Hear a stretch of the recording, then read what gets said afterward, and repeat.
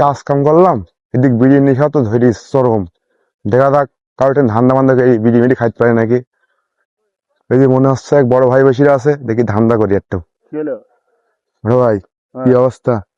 এই তো বসে আছি। তোর সারাদিন বাবার সাথে কাজ কাম করেছি, বাবার সামনে বিড়ি খাতে পারিনি, একটা বিড়ি নিশা ধরেছে, টাকা পয়সা নাই কাছে, তো একটা বিড়ি দাও খাই। এই যে এই পাশে বিড়ি তো একটাই, আমার বিড়িটির জ্বালাতে মন বসে না, আমার খুব কষ্ট আছে। তো তুই জ্বালা দে, আমি দুটান খাই, তুই দুটান খা। তাহলে তাই করি, তাহলে আমি জ্বালা দিই, তুমি এই খাও। পাশে আছে, এই পাশে আয়। ঠিক আছে। हे प्रभु हे हरि राम कृष्ण जगन्नाथ प्रेमानंद ये क्या हुआ।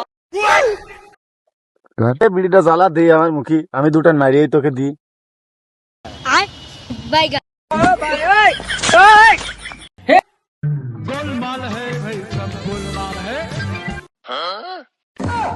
खत्म, bye bye, tata, goodbye, गया।